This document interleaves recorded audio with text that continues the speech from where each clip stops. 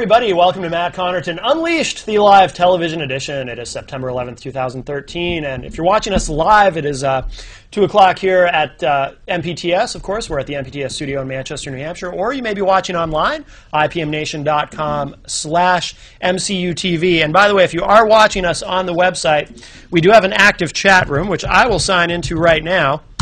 And now that last week, for the first time, we actually had a lot of chat room activity. So now that people have actually begun to use the chat room, I hereby pledge to you that I will actually keep an eye on the chat room so that I can read your comments as you make them. Of course, you can always, if you're watching online or on MPTS Live, we've got the phone number on the screen, or you can text us too.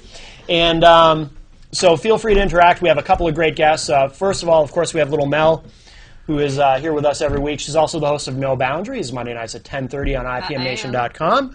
And our marketing minion at IPM. Yes, for our #1 show on ipmnation.com. And we have with us, returning to the show, the Honorable Ross Terrio, or as Steve Valancourt did refer to you in an email that we read on the show when we tried to get Steve to come on, the vile Ross Terrio. Well, from Steve, that's a badge of honor. Yes. I just think it's funny because it makes you sound like a supervillain. Yeah. And as I just said a little while ago, Steve is a cancer on New Hampshire politics, on the city of Manchester, and on the human race. Do you have a specific type of cancer in mind? A vile cancer. Just a vile cancer. All right. Very good. And we have with us, of course, George Lambert, who this is your first time on this show. Yes, but sir. Of course, you've been on Rock, Paper, Hand Grenades a few times. So enjoyed it many times. Yes, absolutely. So, Ross, you're, of course, running for, can you remind us? So, special election for state rep. The current, or the former state rep, stepped down back in the spring, opened up a seat, so normally there wouldn't be election. But so this Tuesday, September 17th, special election, Ward 7 at St. Anthony's Community Center. Okay. Corner of Somerville and Belmont, and I will be a candidate for the seat. Very good, very good. And George, you're exploring a run for, is that how we say it? That's what I have to say it at the moment, yeah. Yes, for governor of New Hampshire. Yes, sir, I am. Very good. And, oh, sorry, go ahead. No. You look like you when you have like a deadline that you have to announce by if you decide? I'm told that I have to decide by next June. Yeah. I think that we'll probably be making a decision long before that. Yeah. Sometime, by late spring at the latest, but really I think we'll make a decision later this year. So you've got time. Meanwhile, Ross is sitting here sweating it out. It's coming right up. Yeah, but I've actually done way less in the way of governor stuff this last couple of weeks because Really? I'm talking to Ross about going out and trying to help him get elected. Yeah, I like that term, governor stuff. Governor stuff. Yeah. I actually spent some time working with Ross last year and the year before when we were in the house together. Yeah, on the Food Freedom Act, which is one of my favorite things to talk about.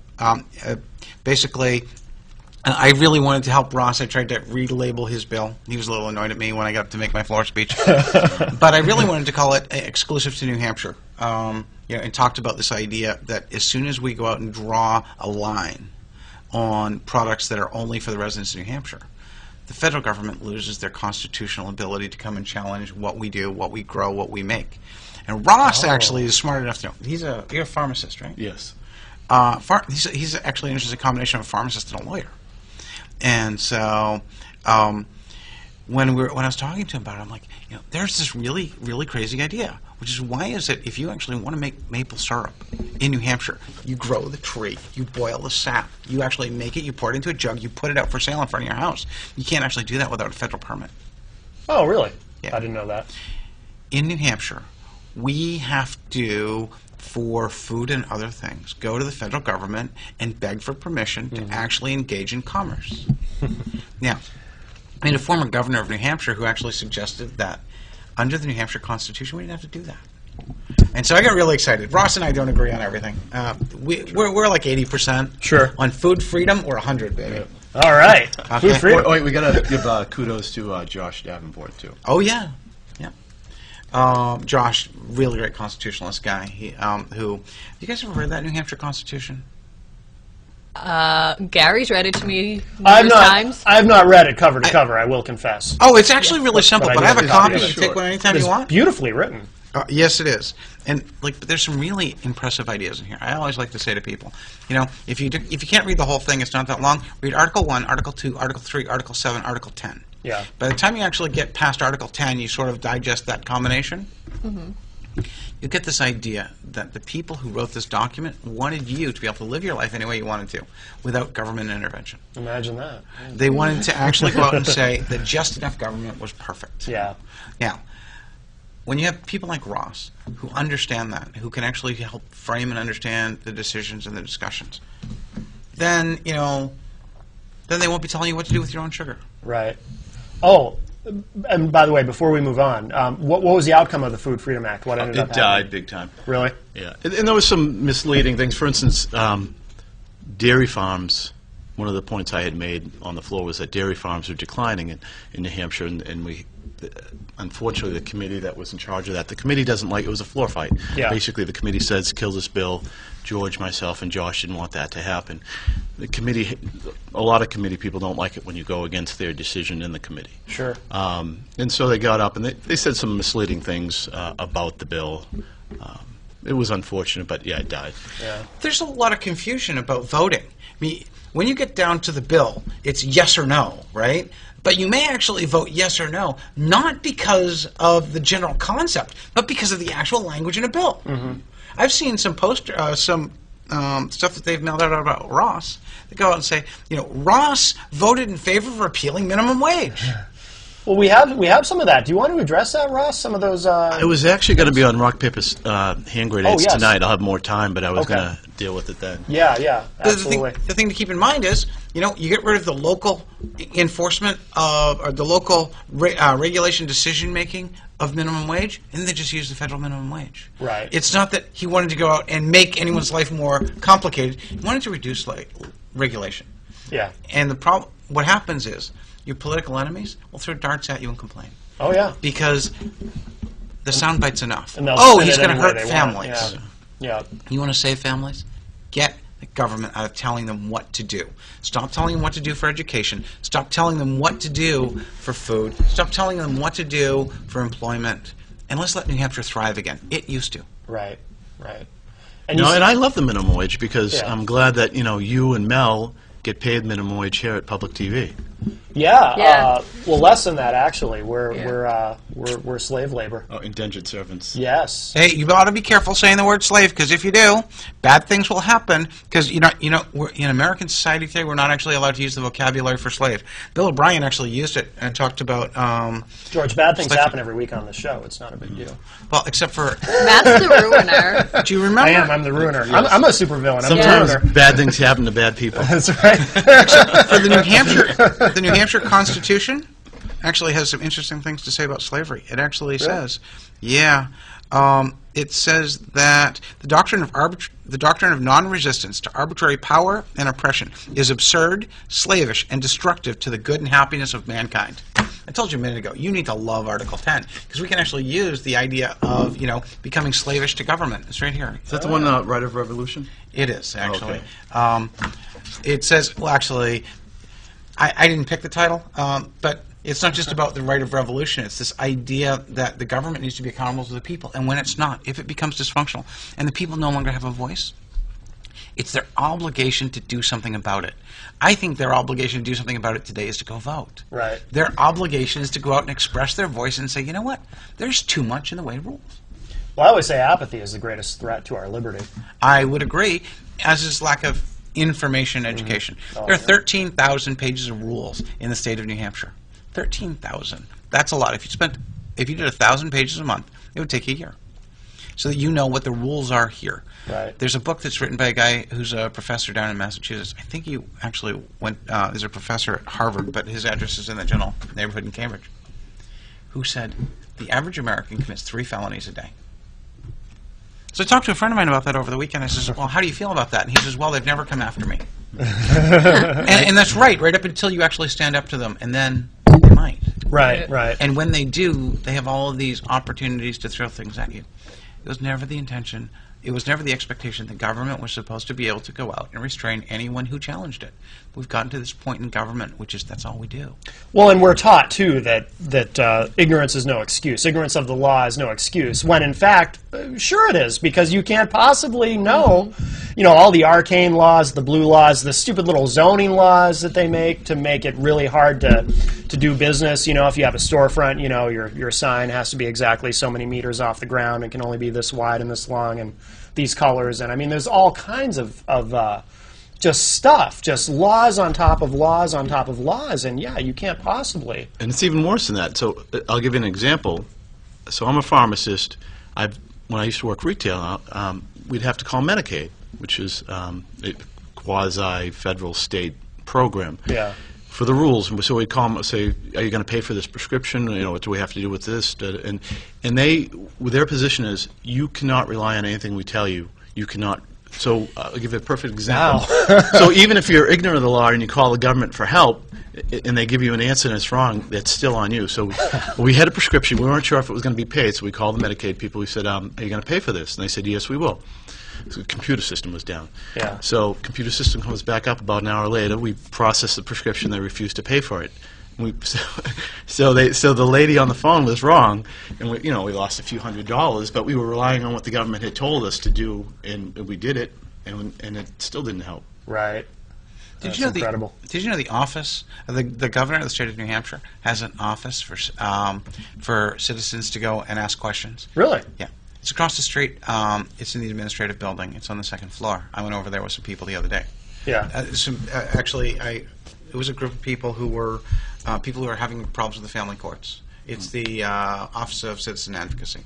So we go in, whole group. The guy says, "Hi, what do you do here?" Well, the answer was, we answer email and route email and send letters. And he says, "Well, if I have a problem, can you help solve it?" And they said, "Well, you can send us a letter. We'll get you an answer in 30 days." Now, I'm not the brightest bulb on the Christmas tree, okay, but I've called the office of the president at HP, Yeah. which is actually a whole department. And when you call them and you say, "I have a problem," they'll find the people who will solve your problem because you're the customer, and they'll get them to call you back. Right, right. When somebody gets that frustrated, they call the office of the governor, they ought to be getting an answer. For the last decade, we haven't had anybody who is actually going to get anyone to do anything. Yeah. And that's why I think we can get a change. If the government tells you something, somebody ought to be standing behind it. Right, exactly. You ought to be able to know what rules apply to you. And you ought to know what to do if you're not sure. Ross ought to be able to tell us, he's a lawyer, or was, what does culpability mean in terms of criminal law? Oh, you're putting me on the spot here. Okay. That you're responsible for your actions. You're responsible for your actions. And the idea behind the whole government restriction and monopoly on violence that they have is you were only supposed to be convicted of a crime if you willingly and knowingly committed it. Mm-hmm. The ignorance of the court system is, if they say ignorance of the law is no excuse, how can you ultimately be culpable for laws that no one has ever told you about? Right. Mm-hmm. Mens rea is the Latin term. So you're stuck in this which way. And if you don't have a good lawyer, you're going to get out-lawyered.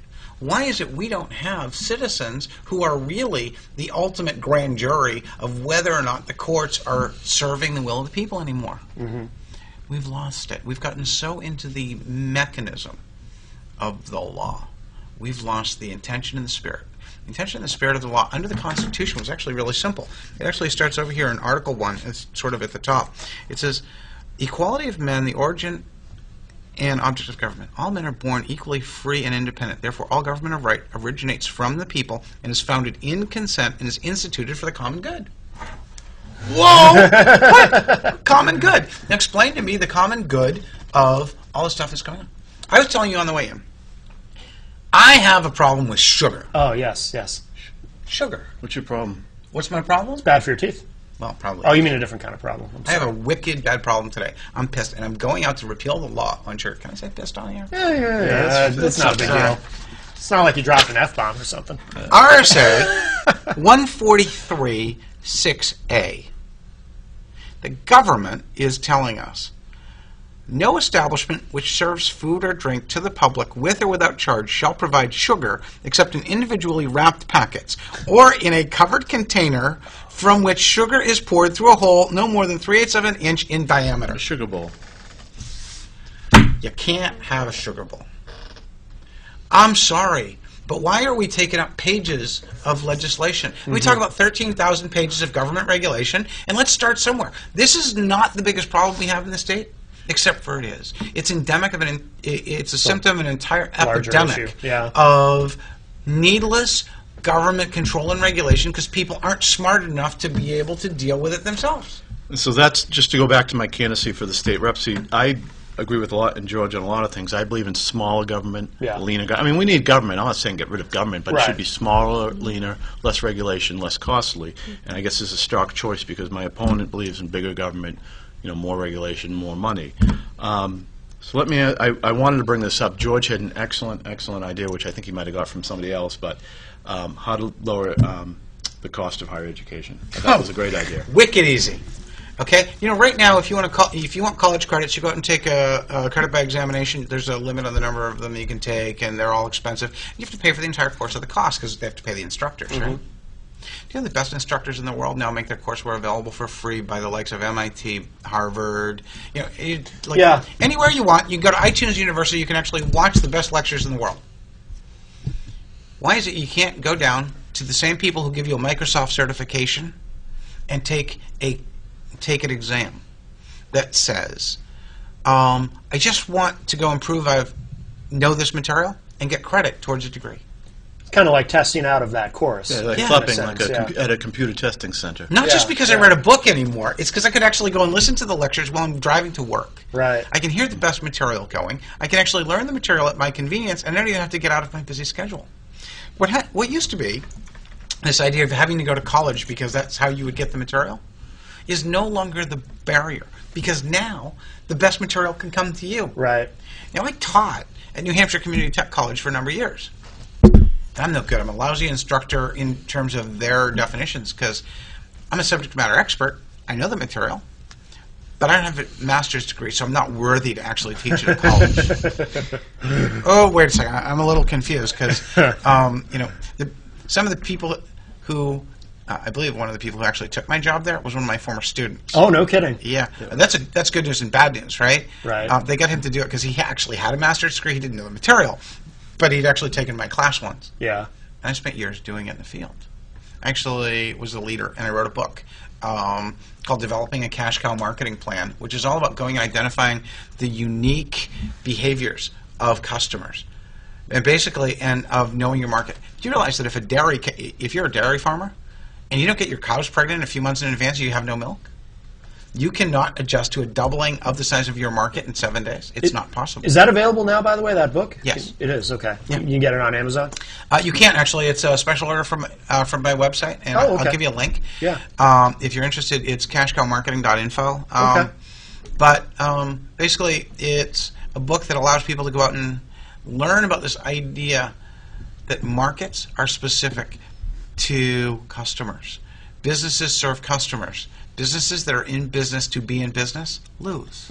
Most people actually never look at the big picture. And the way I figured that out is teaching website design at a college. I'm talking to business owners, and they're coming and going, we need a website. And I'm going, why? They said, well, because somebody told us we do.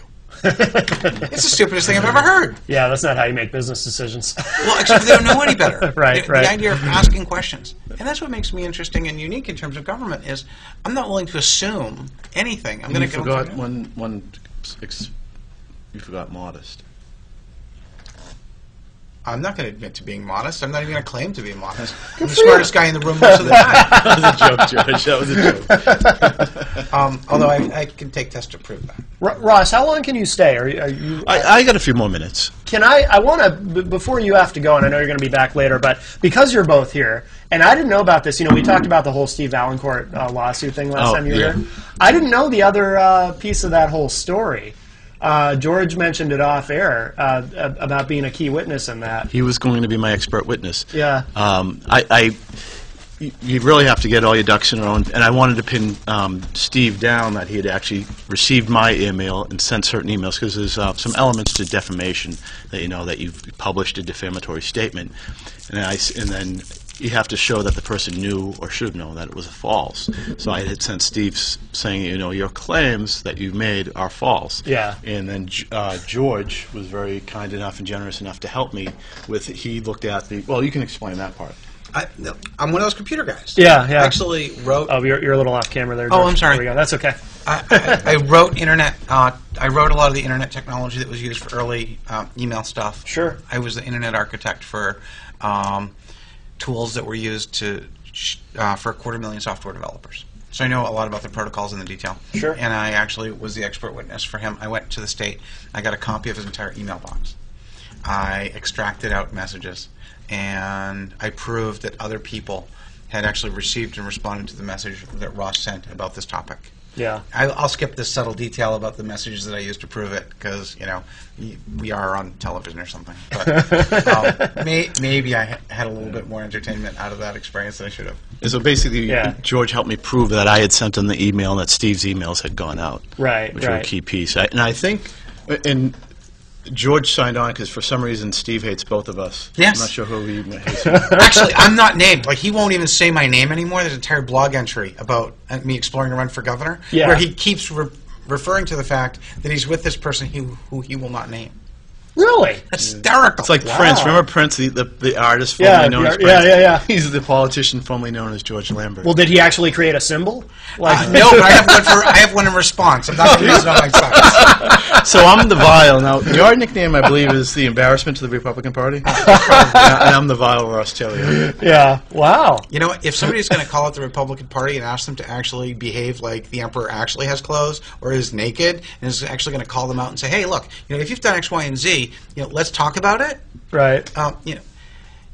And there's a whole class of people who are not willing to go out and say, "You know what? This is where we're right. This is where we're wrong." If that makes me a bad Republican, I admit it, I accept it, and I embrace it. Yeah. Because until we actually go out and figure out that government is supposed to respond to the need and whim of the people and not those who are sitting in an ivory tower making decisions for us, it doesn't matter what party you're in. We're all losing. And both parties are guilty as charged of being that. Oh, sure. I saw a documentary on 9/11 last night, which actually says that more people believe that the government than actually believe the government story on 9/11 now. Like, the pendulum has actually swung into, if you don't believe the government, no longer are you the person who actually deserves to have a tinfoil hat. But the story doesn't add up. And there's so many facts and so many challenges that we actually believe are being manipulated. Yeah. And that's a great quality of George's, is that although we don't always agree, he's not like this robot that just blindly follows the Republican Party. He speaks his mind and asks questions. Yeah. That need to be asked. Which is fantastic, yeah. And you feel, George, if I understand correctly, that there's been way too much focus on social issues within the party as opposed to liberty and freedom and what the party is supposed to be about. Actually, I agree 100% that we have focused too much on social issues. If I had my way, I would get the government out of defining marriage. I would protect churches and people's ability to have religious expression any way they wanted to. I would let the government actually go out and register whatever type of relationships people wish to have, just like they register cars. We register cars, we register trucks, we register all kinds of vehicles. Okay? Why can't we actually register relationships the same way? The federal government in the last month has actually made a change. And that is that even if your state doesn't recognize same-sex marriages, you can actually now file a federal income tax return based on that. So you don't even have to be married. The interesting side effect is you probably don't even have to file that you may not even have to be married to file an income tax return jointly if you're a mixed-sex couple. Right. Yeah, that's interesting. The dynamic Do is you see actually a lot changing. of fraud in that, though? A possibility of fraud where, hey, I want the tax break, and so I'm going to, say I'm in a relationship with a person. Well, did you know that in New Hampshire you don't actually have to get married, and if you die, you get all of the same benefits of actually being a married couple? No, I did not know that. As a matter of fact, New Hampshire is interesting. We're not a common law state, but if you die and you had a common house and a common bank account, that person you were living with has all the benefits of your spouse. Wow, that's very interesting. Now, when you say common law, of course, that refers to if you cohabitate for a certain amount of time. Yeah. In New Hampshire, there's no time requirement. Okay. So the issue is not whether or not if you're living together for 20 years in New Hampshire now, you never get forced to be married. You don't become common law spouse. However, if you die together, or if one of you dies and you're living together, you get all the benefits of a common law spouse. Yeah. So it's sort of like just enough government to help you get what you need, not force something you don't want. It's interesting because I've had a male roommate that I've lived with for a long time, and we're just Trying roommates. to tell us something? No. I'm In some states, you might be married. Well, I was going to say I'm straight, but sometimes I've wondered because I've lived with him for a few years. Am I common law gay married? Even though we're both Denial is not just a river in Egypt. Well, if I was single, Yes. okay, and I had a roommate, Yeah. okay, even though I'm straight, if to get the government more out of my life, I could go opt in, I would take every benefits of a same-sex couple if I didn't have to actually get married. Sure. Because you know what? If that's what it takes to pay less taxation and get the government to extort more money out of me at the end of a gun, I would do it every single time. Right. Because according to the director of the IRS, it is every citizen's responsibility to actually do everything they can to take advantage of every tax break so that they pay the government less taxes. Why would I not want to fulfill my obligation to the IRS and leverage every opportunity to pay them less? Right. Yeah. Absolutely. By the way, just for the record, if I were gay, I would only have eyes for one man, and that man is, of course, Glenn R.J. Willett. What about Norm?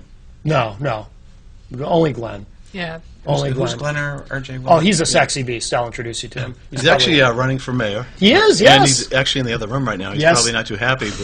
But, He's used to it. You're not going to go too far. That's one day. that's a long-running joke. One day he's going to run in here and pummel you. Oh, he's done? He has run in here during Yeah. Oh, he has? Oh, yeah. And what happened? He was mad because someone called in doing an impression of him, Yeah. and I just went with it. And then Glenn freaked out and ran in as he like, I'm the real Glenn R.J. Willett. That actually happened. Yep. Kind of like the love Eminem song. First show. Will the world Oh, yeah. please stand up. Yep, exactly, yeah. Well, if we get somebody to say the wrong German phrase, we could say with the real Steve Valancourt, please stand up. That's true. That's true. Probably shouldn't be doing that, huh? No. we But he should- vowed never to do that again, right? Did he? No?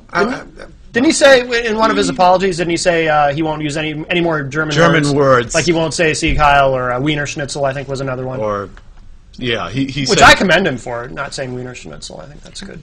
That's a good move. Politically, it'll help him. I hope he'll actually stay away from verboten.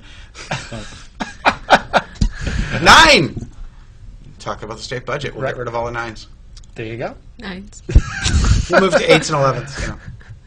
So, Ross, do you agree with what George was saying about the social issues in terms of the Republican Party, or because I know there's a lot of mixed feelings within your party about this.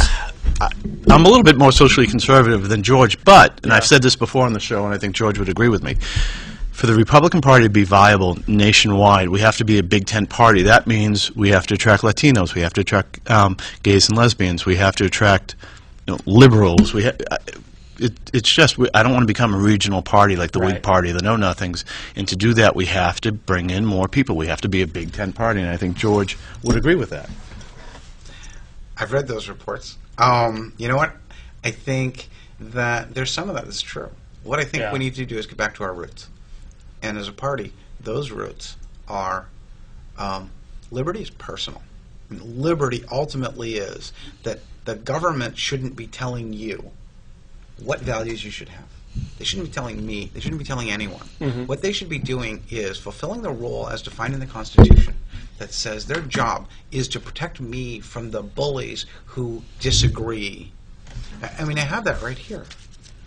And Republicans ought to be getting back to the simple values that say all men have certain natural, essential, and inherent rights. Among them are enjoying and defending life and liberty, acquiring possessions and protecting property.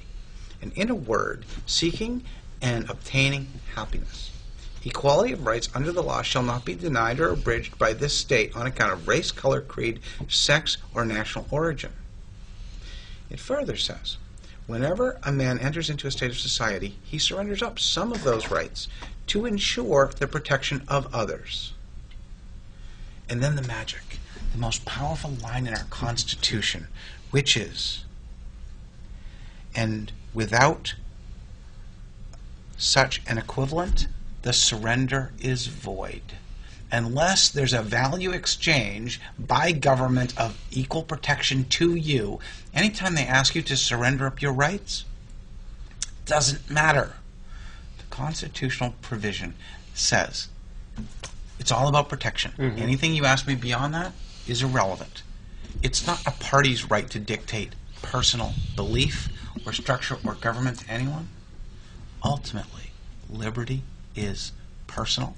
And the Republican Party ought to be about liberty. It ought to be about freedom. It ought to be about making sure that the slaves aren't slaves anymore. It should mean that the women have the right to vote. It should mean that African Americans have an equal opportunity. Look at the history of the party. Let's get back to that. Yeah. And let's talk about the new slavery problem. Let's talk about the new civil rights problem. Let's talk about the fact that a same-sex couple can be a same-sex couple. Let's talk about the fact that no one in New Hampshire can consent to be beaten, but there are certain people who have a set of behaviors that they can consent to and contract for that you can only participate in if you get a permit to actually have a movie, but you can't actually consent to be assaulted in New Hampshire. And Massachusetts, too. Correct. Actually, there was a whole thing about a club in Massachusetts a few years ago where they had to shut down because, what was it called? Paddleboro? It was. Paddleboro? Actually, there's a paddle club in Massachusetts.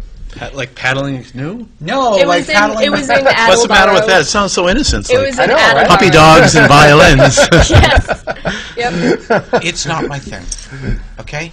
But the fact is, just because I don't agree with it, it's not the government's place to actually create judgment. Right. What we need is people like Ross and I to go out and say, you're smart and you're adults.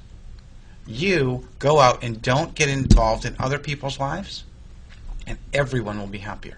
How do you respond, though, George, when people say, because I'm sure you hear it, you must hear it, people will say that's a libertarian message, not a Republican message. I mean, do people say that to you much? You know what? I hear that every once in a while. Yeah. And here's what I say. I don't care what they call it. All I did is read the book. Right. I didn't actually take any. I didn't take any liberty from anyone in actually reading to you the obligation that I took on my first day in the State House, and that was this. I put it in my right hand. It's right here. The obligation's right in this Constitution, and it says, "I swear to uphold and defend the Constitution of the United States and the State of New Hampshire." See, the funny thing that most people don't get is that the people who are in government actually. Oh, do you have to take off, Ross? Yeah, I gotta go get my kid from school. See, that's why I don't have any kids, because you got to pick them up from school. It wrecks the You'd day. forget your You should kids try at it school, sometime. wouldn't you? Yeah. You'd be I perfect. would. You'd be a great father. No, Matt will be sitting at home being like, I feel like I'm forgetting something. Don't you have to, like, take care of them and pay for stuff? Yeah, don't You have to feed them too. don't Oh, some, yeah, some- see, I've heard that. don't some short little people live in this house? Yeah, that sounds like a pain. It's a lot of work. Well, Ross, we'll let you take off, but you're going to be back at 6 for Rock, Paper, Hand Grenades? 6 o'clock. Thanks for reminding me. Fantastic, Thanks, Mel. absolutely. And Mel, thanks for your help. You're welcome. All right, Ross. Ross, I can't vote for you next Tuesday because I'm from Litchfield, but you know I'll be holding a sign for you. Thank you, sir. Oh, that's I need sign holders. You do. Very helpful. And if somebody actually wants to be a sign holder for you, how do they do that? They can contact me. Let me just come back real quick. So I have a Facebook page, Ross Terrio for State Rep. They can contact me there. They can call me at home. It's 641-6064. Again, 641-6064. They can email me at rwterrio, and I spell it a little bit differently. Oh, yeah. Terrio, so rwterrio@comcast.net. All right, fantastic. Thanks, folks. All It was a right. pleasure being here. I'll see you at 6. All right, thanks, Ross. And We'll Ross, see you then. we'll see you on Tuesday. And by the way, we're going to ask all these people to vote for you because you ought to do every time you're here. You ought to do that. So ask them for a vote on your way out. Please vote for me. If I- Please move to Ward 7. Oh, all right, well, I'll see what I can do. I mean, it's kind of short notice, but you never know. Yeah. Hey, anyone can domicile anywhere according to the Democratic ruling in New Hampshire. Oh, okay. All right, Ross. We'll see you soon. So Ross Terrio leaves us. He'll be back at 6 p.m. for Rock, Paper, Hand Grenades with Gary and I, but George Lambert is here with us for the full hour. I want to ask you about the TSA stuff, because on this very appropriate day, of course, September 11th, because you mentioned something before we went on the air that I didn't know about you regarding, I assume you have some objections to how this all works in terms of the TSA, how they operate and whatnot. And I'm very interested to hear your thoughts on that. So thanks. When I got elected in 2011, it was funny that right after the election for Thanksgiving, I saw a message streamed across my Facebook on Thanksgiving Day. Yeah. And it was from a friend of mine whose name is Robert Boston, and he said he's a comedian. Yeah. And he said he was going through the security checkpoint, and he went to thank the TSA agent. He said normally he has to buy a guy 2 drinks and give him a shot of GHB to get that kind of action. You're right, it's funny. Except for there's one little problem. Yeah. And that is that if you can't do it on a date, someone shouldn't be able to do it to you in an airport without your consent. Yeah. And this whole idea of consent by the government and violation is a problem. If it would be considered rape or assault anywhere else, should the government be able to do it to you? And I went out and said, that's a problem. I said, why don't we go out and put together, I worked with some other people, and they said, if you could do anything you wanted, what would you do? And I said, well, I would make it so that we would hold the government to be accountable, just like everyone else. Yeah. And the place at which you can do that the best in terms of setting an example is the TSA.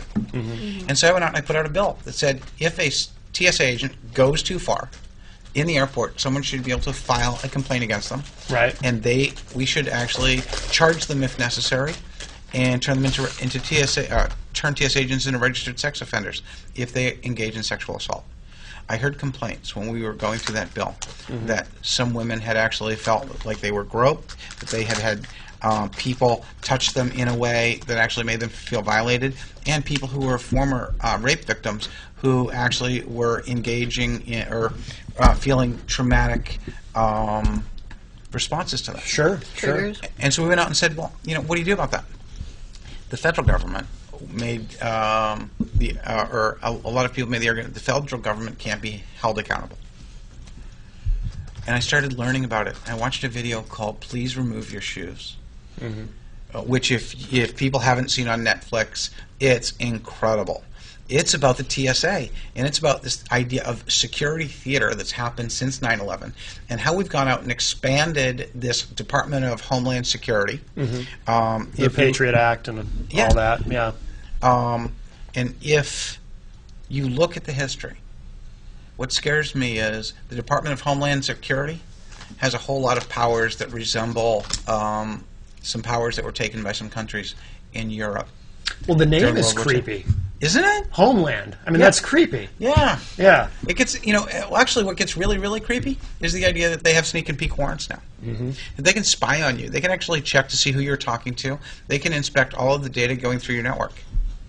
What I know that most people don't know, and I can say now, is I got a phone call one day from a guy who told my assistant when I was running an internet company back in the 90s that he told my assistant that he was from the United States military and that I needed to take his call. So they told my assistant. And he said, I'm a colonel for so-and-so. And so she transferred the call to me, and I talked to the guy on the phone. And he said, I want you to go to this page. And he sent me to a government military page. And he said, you see the number on the front? And I said, yes. It was a .mil. That means only the U.S. government gets it. Okay. Military. Yeah. He said, I want you to call that number, and I want you to ask for me. And he hung up the phone. I said, okay, it's all right, so you have my attention. I dialed the number and asked for him. Yeah. And he said, we believe someone has used your network in a way that violates national security. We are now going to put spy equipment on your network. We're going to show up and deploy this, and we're going to investigate all traffic on your network. And I said, not without a court order, you're not? Yeah. And he said, we don't need a court order. We can issue a national security letter. And if you don't voluntarily comply, then we will just show up and we'll issue it and we'll deploy the equipment. And I said, I'm going to call my lawyer because I don't think that's possible. And just to be clear, this was all pre-9/11? This was pre-Patriot Act? Okay. Oh, yeah. Yeah. And he said, he says, you can't even call your lawyer. You can't talk to anyone. That's it. He said, go read this. And he sent me to a link. Yeah. And that's what it said. This is before 9/11. Wow. They can go out and they can get a letter from a FISA court, interestingly enough, Yeah. and go out and say, you're going to do this. It's a matter of national security. You can't tell anyone. Wait a second. Now, nowhere in this document does it suggest we have that power. Right. But the reality is we have that power when no one questions what they tell us. And and we lose our liberty just a little bit at a time. Because we go out and say, you know what, they're the government, they get to do it, and we know that we have to. And so I learned about a national security letter, and I got scared. And then I learned about the Patriot Act, and then I read it. Yeah. How many people do you know who actually read the Patriot Act? Oh, I don't know. Nobody in Congress. Right, right. Certainly not. There's a joke about that says Ron Paul, who I was a big supporter of. Mm-hmm. They said, "You vote against all of these bills. How come?" He says, "Well, I actually read them." Yeah. This is a common recurring theme. I mean, I've called Kelly Ayotte's office. She's a senator. I've said, you have to worry about CISPA. Like, this thing does not do what you think it does. It doesn't even match the title. Yeah. Okay? When we go and create a legal exception to the violation of people's liberty and privacy, we end up putting ourselves in a position where the government shows up and they take you out of your house just because. Mm-hmm. In Manchester, or in Nashua, there was a guy who had a security system in his house that was recording people. Okay? Recording people in his home? When they showed up, it was a security system. Oh, okay. Kept the tapes all the time. Yeah. The police showed up to harass his son. I'm sorry, to question his son. That whole harassment question thing, it all gets confusing. And so, he has a videotape. And they harass his son complains about it. The police leave. He takes the videotape. He goes down with the videotape in hand to the police station, and he says, "The police harassed my son, and I have proof. Here's the videotape." You know what the police did to actually fix that situation? Nothing? Oh, they did something. Really?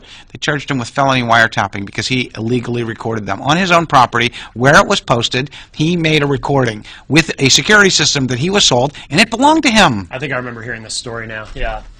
And then you realize that because they say so, and I couldn't figure out why they would, the law was bad. I tried to challenge it and change it. That's why I started going to Concord. But I went out and said, why is it that a law that was put in place to protect the people from the police is being used by the police to attack the people? Right, right. You know what I found out? The police unions had gone out and told police officers, if you're ever in a situation where there's recorded evidence of bad behavior, if you get it into a criminal situation, you can restrict access to the tape. No evidence, no evidence, you can't sue.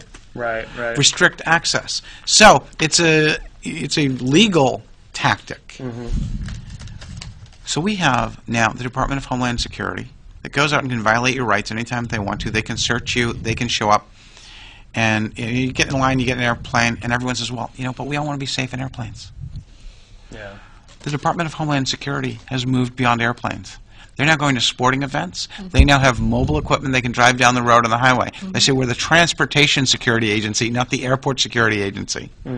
Yeah. And so it's expanding. And like all pieces of government, it will continue to expand until there is no more money and no more resources. It'll take a little while, but it will expand like a cancer until it consumes all of the resources around it. Yeah.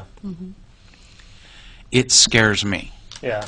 It should scare everyone because the scariest organization in Germany during World War II was not the departments. It was not the people in power. It was the secret police, because even the military was scared of the secret police because they had the power. Yeah. When all of a sudden we have a group that operates outside of the rule of law, that does it in secret and can take people out of their homes and put them in jail without a trial, and our government backs that up, we lost the first fundamental principle in the Declaration of Independence. And that is that you always have the right to stand before a judge and have it explained to you why you have lost your liberty. The idea of habeas corpus, produce the body, was stop the king and the king's men from arresting and detaining you without a trial. When America loses that accountability, we are no better than that for which we threw a tea party. We are no better than that which we wanted to get rid of. We are no better than the oppression that went out and let someone else make a decision, which always brings me back to one simple metric. My yardstick is easy. Liberty is personal. Right. If I can't see it, if I can't feel it, and I can't say to someone, this is what I agreed and consented to be governed, it's too much. Right. Right.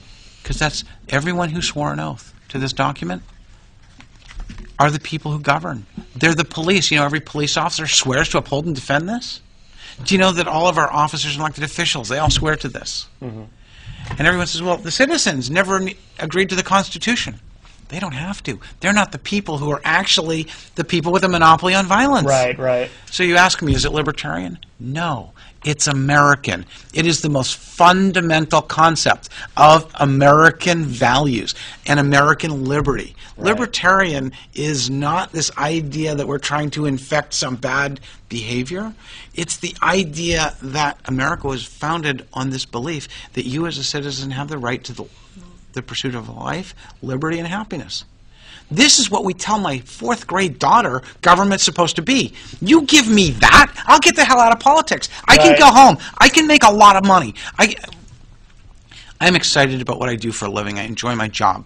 Going to work as a governor will be a pay cut. Right, yeah. But do you know why I would actually do that? Because it's the right thing for my children. It's the right thing for my grandchildren. It's the right thing for this state. Because most of the people I've ever served with are not willing to stand up when it's hard and say, are we doing the right thing? Do we have the right to do it? And are we willing to stand up to the consequences? Mm-hmm. When I became a selectman in Litchfield, that's exactly what I did. And it changed the way that the government behaves. Because when one person is calling them out, just all it takes is one voice. Mm-hmm. You take that voice and you put it in the corner office and you say to the people in government, we are a service business. Every interaction you have, every touch point you have with the government in New Hampshire should be serving you. Right. The people at the DMV should think they work for you and not the other way around. Mm-hmm. Was that your first public office, by the way, that you held? Selectman? It was. Litchfield? Yeah. Was there something specific going on there that drove you to run for office, or? You know what? I have to admit, the day I put my name on a ballot, I didn't know what a selectman did. I didn't know when they met or anything. No kidding. I was at my dad's funeral, and I was actually at his wake, and I was talking to people who run for office. I was complaining about government. My dad ran for office. He ran for sheriff in Hillsborough County, actually right here in Manchester, 1976. He was very proud. He stood up to the police and police abuse and brutality for the public. We were talking about that at his wake. Yeah. Because he was very proud of the fact that he had done that. Yeah. It was one of his proudest moments. And, you know, I said he was always complaining about government. He always fought them. He took them to court. And he always wanted to argue about the constitutional rights of people. And this guy who was standing there said, regular politician, he said, look, you can complain about the water cooler anytime you want, and it'll never make a difference. You can put your name on a ballot, and you can go do something about it. I got all emotional. Yeah. And I said, the next time I have a chance, I'll put my name on a ballot. And my neighbor said, well, that's tomorrow. And without knowing anything, I didn't even know when selectmen met. Yeah. Nothing. I walked in, and I filled out a form. Yeah. And I ran for office. I didn't know what I was doing. I didn't have a clue. I didn't know when selectmen met. I didn't know how long. I had no idea what I was getting into. Yeah. And it took me about 4 weeks to realize that whatever it was that I just got into wasn't what they taught me about in school. And I got tenacious. Yeah. And I used to fight. I mean, every Monday night. And selectmen's meetings went from 30 to 45 minutes in Litchfield on a Monday night to we'd get out at midnight. No kidding. It was crazy. Because I'm like, well, but we're supposed to be doing this stuff in public. We're supposed to be answering the people's questions. Right. We're supposed to be accountable. Where did the accountability go? The police chief in Litchfield had been fighting with the fire chief in Litchfield. The police officers had broken into the fire department and trashed the place. I mean, things were crazy. Yeah. There was no order. There was no civility. And the people you should be trusting driving around with police cars and guns, okay? The public image was, I don't trust them because they break into places. Wow. I want to know what's going on. Right. And you know what I found out? I found out as an elected official in Litchfield, I could never know. To this day, I spent 6 years as a selectman. I don't know what happened to those 2 police officers who actually broke in, or maybe or didn't break into the fire department and trashed the place just before I was elected.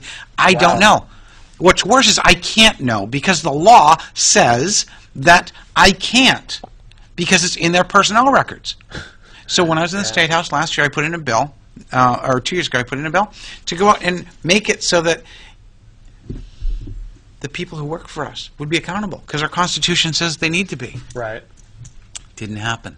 Couldn't happen. Every major department head in the state went out and signed a letter saying that would be inappropriate. No kidding. Every single one. Wow.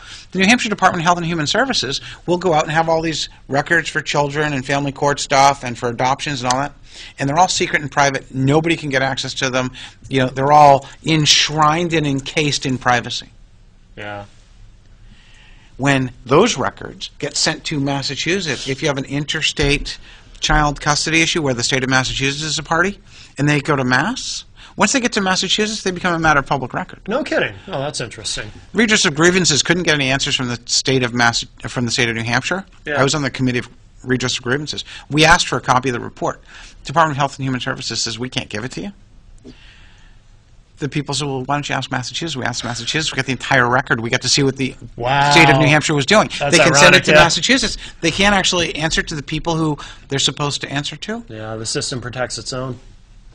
Every place in government where we have secrecy, we have the ability for them to operate in ways that are not in the public's best interest. If you want to fix it, make sure there's sunshine. Stop acting in secrecy, because they're supposed to be working for us and not the other way around. Yeah. If you want a better running state, if you want a better running nation and a world you can be proud to live in, make it so we respect everyone's individual rights. Make it so that we stop telling them that they have to adhere to our values. I'm never going to tell you you have to behave my way. And that's why I think I would be great in the corner office, because I'm going to go out and say to all the people who work in the state, are you doing the people's business? We all agreed to three things. They are the protection of you by other people being the aggressors. So I want to stop that. If that's happening, I want the police to show up. But I don't want to tell people that they can't have a sugar bowl in their restaurant. Right. Right. I don't want to tell you you can't speed because someone made an arbitrary decision. Do you realize that according to the Department of Transportation, if people were to actually go the speed limit during rush hour, it would be more unsafe than speeding? Yeah. Yep, I've read that. I listen to people say, well, if we don't have the speed limit laws, then we'll lose all of our federal funding. But actually, many other states are actually increasing or repealing because the tide of federal funding. Oh, they get rid of that in 1995, but people don't remember. Oh, really? The problem with government is the same as the problem with monkeys. Okay, if you take a whole group of 10 monkeys, you put them in a cage, and then you hang a banana. And every time any of the monkeys reach for the banana, you spray them with water. All the monkeys who don't want to be sprayed by water go out and try to keep all of the other monkeys from grabbing the banana. But if you rotate out all the monkeys so that no monkey is in the cage that has ever seen anyone get sprayed by water, whenever somebody reaches for the banana, they'll all still beat the guy down because they don't want him to do it. It's cultural. We don't know why. Right. We don't actually remember the negative event. We don't actually know why we've gotten into this place where we're not allowed to do that anymore. We just all know that's the culture and expectation. Right. When we get back to why, when we actually ask the fundamental questions, what we may find is we don't need 13,000 pages of rules. Right. We don't need departments that are going out making it up as they go along. We could actually get to this idea that we could turn New Hampshire into the inspiration of the nation and of the world. Do you realize if you're dying, if somebody told you today that you were about to die and you had breast cancer and there was a treatment that has been discovered to cure it, you will die before you can use it in New Hampshire. Do you know that? How scary is that? Scary. Yeah. How about if I told you there's something worse? There's a guy who actually has a cure for breast cancer, which was announced a couple of years ago. You can go look this up. He says, we have a way to cure breast cancer. It was big news a couple of years ago, but he can't get anyone to fund it. Do you know why? Because it costs between $1 and $2 billion to bring a cure for breast cancer out. But the person who actually does that destroys the rest of the cancer industry that falls behind that. Yeah, follow the money. Yep. Okay? Yep. And you can read, there was a report about this like a month ago, and I'm reading it going, it's it was on maddening. Facebook, and I'm going, yeah, this isn't true, right? You know, because, you know, the difference, but you Snopes it out, right? Yeah. Yep. And then you start following, and you go and you find that there are medical journals that go, this guy's actually got a pretty good answer. Wow. And you start going, why can't he get funded? And the reason he can't fund it is because no place in the world can you go out and let people have individual, personal medical choices. Well, except for Mexico. And who wants to go to Mexico to get treatment? Because, you know, there's no difference. Yeah, you can't even drink the water. You can't even have a conversation about the difference between safe and unsafe because it's against the law in the United States. We can't have a report that goes out and says somebody thinks they might have a cure for cancer in the United States, because if you do and you're a business, they're going to take your business away. The Food and Drug Administration is as bad as the Department of whatever they call it, Homeland Security in Germany. Oh, they call it something else. But when you let government go out and start regulating, you're in trouble. Yeah. It's time for us to go out and say, what's the business of government? What is it doing for the people? And what happens when we get back to this simple idea? That is, I get to decide. All I need the government for is to help me establish base infrastructure that I agree to, protect my liberty, protect my property, and make sure that there are courts so that we can adjudicate bad ideals. Absolutely. George, we're actually about out of time, but... I'm sorry I got off on a rant. Wow. No, that's all right. I always enjoy listening to you talk. And please, is there a website that people can go to keep up with your exploration for... If they want to follow me on Facebook, that would be great. I have a group called George Lambert Exploring Run for Governor online. I'm actually at facebook.com/podjacker. If somebody wants to follow my personal Facebook page.